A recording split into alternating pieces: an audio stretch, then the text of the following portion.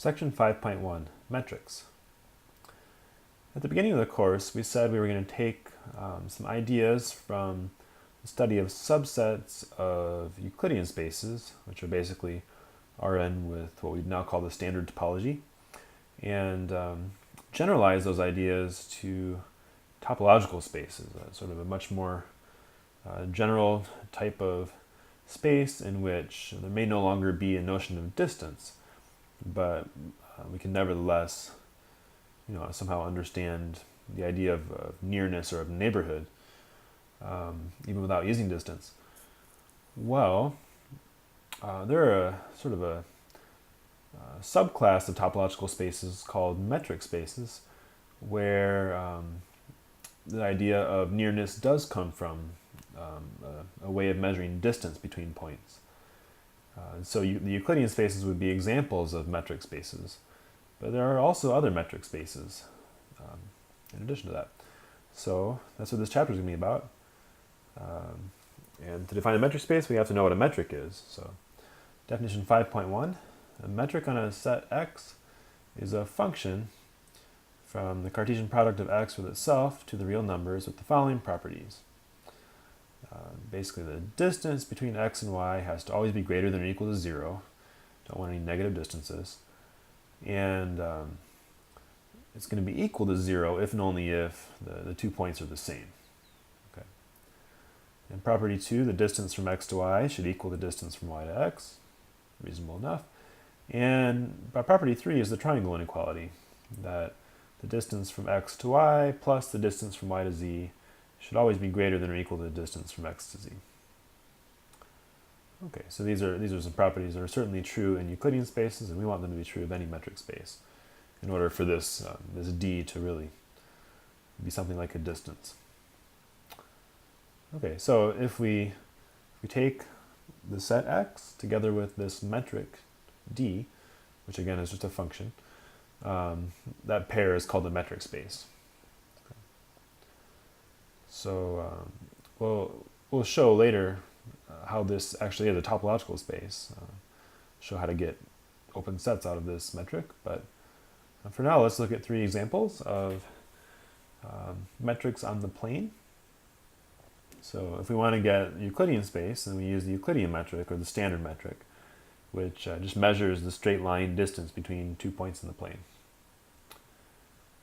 A couple other options, the taxicab metric or the Manhattan metric measures the total distance traveled horizontally plus the total distance traveled vertically to get from one point to the other, as if you're traveling the streets in Manhattan. And then the max metric measures the maximum of the horizontal and vertical distances between the points. So for these 2 particular points, that would just be the horizontal distance.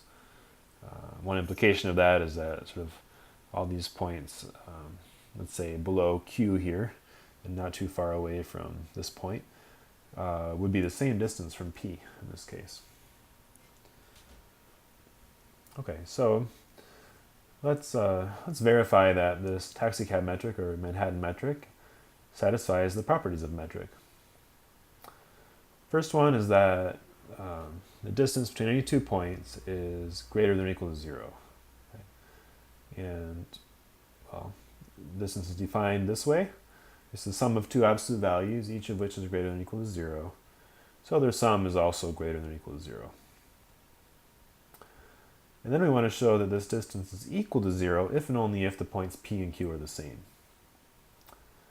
Okay, well, again, this is the sum of 2 absolute values, and that's 0 if and only if both absolute values are 0, because they're non-negative numbers, so they can't do any canceling. And then, okay, well, for this to be 0, that means P1 minus Q1 is 0, so P1 Q1 have to be equal. Similarly, P2 and Q2. And if the corresponding components or coordinates of these points P and Q are the same, then the 2 points are the same. So that takes care of the first property. And second property, we want to show that the distance from P to Q is the same as the distance from Q to P.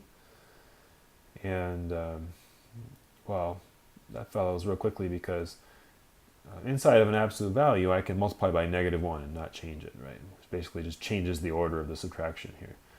Do that in both of them, and then this is exactly the definition of the distance from Q to P.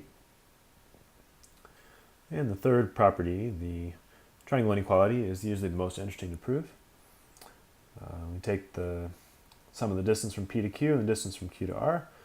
Well, the first one's right here. Basically this distance plus this. And the second one is this distance plus this one.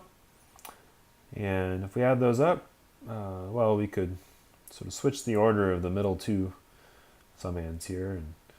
And basically we end up with the sum of these two distances followed by the sum of these two vertical distances. And then we can just use the triangle inequality for real numbers, right? Should actually be a greater than or equal to right there. Okay, which says that P1 minus Q1 plus Q1 minus R1 is greater than or equal to P1 minus R1. Okay. Now in this picture here, the absolute value P1 minus R1 is equal to the sum of these two. But you can imagine that if Q were sort of further to the right than R, then it would be greater than. Okay. And similarly, if we add these two vertical distances up, that's going to be greater than or equal to the vertical distance from P to R. Okay. Again, for this particular picture, they're equal. And well, the sum of those two absolute values is just the distance from P to R. So string all that together, and we're done.